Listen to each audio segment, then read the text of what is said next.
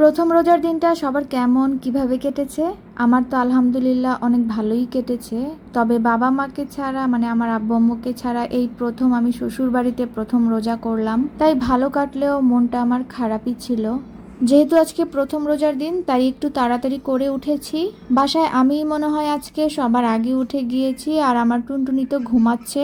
ওকে রেখে খুব সাবধানে আমার উঠতে হয়, ও যেন কিভাবে বুঝে আমি উঠে গেলে ও আমার সাথে সাথে উঠে যায়।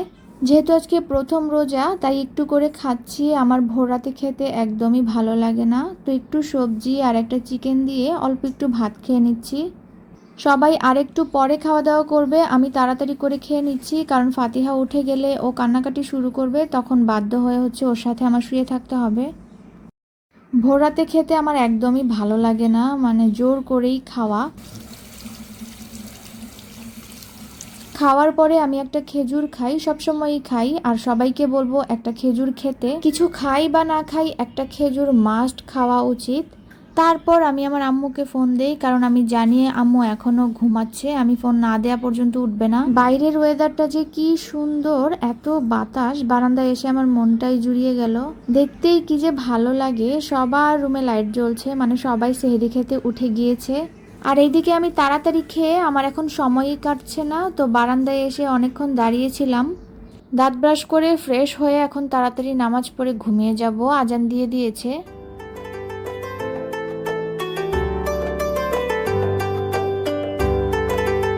আজকের মতো ঘুমিয়ে যাচ্ছি তাহলে, গুড নাইট। এটা হচ্ছে পরের দিন সকালবেলা। ঘুম থেকে উঠেই আমার প্রথম কাজ হচ্ছে রান্নাঘরে আসা, আর এই যে মর্জিন আপা কাটাকাটি শুরু করে দিয়েছেন, মানে আজকে যা রান্না হবে ওইগুলো। আমাদের রাতে কোনো রান্না বান্না হয় না, যা রান্না করার দিনের বেলায় শেষ করে ফেলে। আজকে রান্নায় হচ্ছে মূলা ভাজি, মানে মূলার তরকারি আর ডিমের তরকারি। আমাদের বাসার রান্না বান্নার কাজ ম্যাক্সিমাম সময় আমার শাশুড়িই করেন, মন চাইলে আমি মাঝে মধ্যে করি, এই আর কি। রান্না করতে আমার কিন্তু ভীষণ ভালো লাগে, কিন্তু মা আমাকে রান্না করতে দিতেই চান না। তাই আমার কাজ হচ্ছে দাঁড়ায় দাঁড়ায় শুধু দেখা। তারপরেই তো রোজার যে ইফতারের আইটেমগুলো ওইগুলো রেডি করা হচ্ছিল। তারপর মর্জিনা আপা ইফতারের যে বেসিক আইটেমগুলো আছে, যেমন পেঁয়াজু, বেগুনি, আলুর চপ, বেসন, এগুলো সব রেডি করে দিচ্ছিলেন, যেন ইফতার ভাজার সময় কোনো ঝামেলা পেরেশানি না হয়। তারপর আমি বাবুর দুপুরের খাবারটা রেডি করছিলাম। চিংড়ি মাছ দিয়ে মূলা টমেটো দিয়ে রান্না করেছি। ইফতারে এইসব ভাজাভুজি খেতে আমার একদমই ভালো লাগে না, কিন্তু ট্রেডিশন বলে কথা, আর প্রথম রোজা বানাতে তো হবেই। আর আমি না খেলে কি হবে, ঘরের বাকি সবাই তো খুব পছন্দ করে, বিশেষ করে ফাতিহার বাবার তো অনেক পছন্দ। সবকিছু রেডি করে এখন এগুলো ফ্রিজে রেখে দিব, ইফতারের আগে জাস্ট ভেজে নিলেই হবে। একটা হচ্ছে আলুর চপ, পেঁয়াজু, বেগুনি, তারপর মর্জিনা আপা সালাদও কেটে রেডি করে রাখছিলেন। ইফতারে সালাদ খেতেও কিন্তু ভীষণ ভালো লাগে। এখানে আরও ছিল বুট, ছোলা, ইফতারে তো এগুলো মাস্ট থাকতেই হয়। আমার কাছে তো এই বুটটা খেতে ভীষণ ভালো লাগে। এখানে আরও ছিল চিকেন ফ্রাই, যেগুলো ডিপ ফ্রিজ থেকে নামিয়ে নর্মালে রাখছিলাম। রান্নাঘর থেকে বের হয়ে এখন একটু ঘরের কাজ করব। আজকে আবার একটা খালা আসেননি, তো আমি ঘরটা হালকা পাতলা একটু ঝাড়পোছ করব। কষ্ট হলেও ঘর নোংরা দেখতে একদমই ভালো লাগে না, বিশেষ করে ফাতিহা তো ঘর অনেক বেশি নোংরা করে। ওর জন্য সারাদিনই আমার ঝাড়াঝাড়ি করতেই হয়, কারণ ও বিস্কিটের গুঁড়া, কাগজ এগুলো দিয়ে ঘর নোংরা করতেই থাকে। আর আমার বিছানার চাদর তো 2 দিন পর পরই চেঞ্জ করা লাগে ওর জন্য। তাই গোসলে যাওয়ার আগে আমি ঘরটাকে একটু ক্লিন করে নিচ্ছিলাম। আর আজকে যেহেতু সবাই একসাথে ইফতার খাওয়া হবে, তাই ভাবলাম টেবিলটাও একটু ডিপ ক্লিন করি।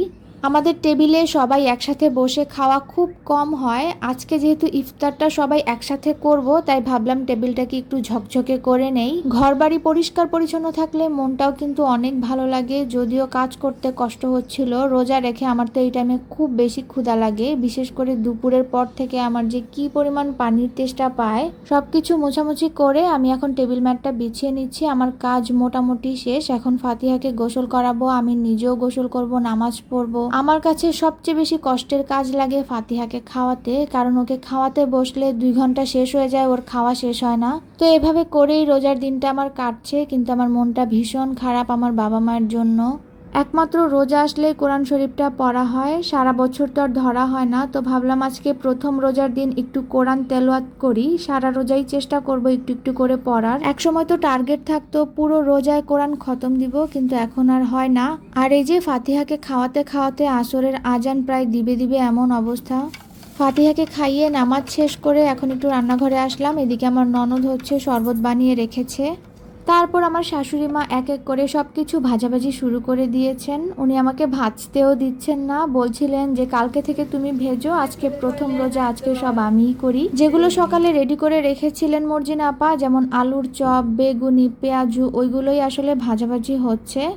ভাজাভাজি আইটেম দেখলেই আমার কেন জানি গলা বুক জ্বলতে থাকে, মানে আমি একদমই খেতে পারি না। আর আমি না খেলে কি হবে, আমার জামাই তো এগুলোর একদম পাগল, তাকে এক বল দিলেও সে খেতে পারবে।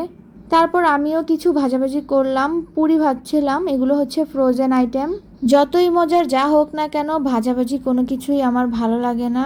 যাই হোক, তারপর সুন্দর করে টেবিলে সবকিছু রেডি করা হচ্ছিল এক এক করে। ফ্যামিলির সবাই একসাথে বসে ইফতার করার মজাই আলাদা। তারপরে তো আজান দিল, সবাই সবার রোজা ভাঙলাম। আজকের দিনটা ভালোই গিয়েছে আলহামদুলিল্লাহ। সবার রোজার দিনটাও কেমন গিয়েছে আমাকে কমেন্ট করে জানাতে পারো। আজকের মতো ব্লগটা এখানেই শেষ করছি, সবাই ভালো থেকো, টাটা।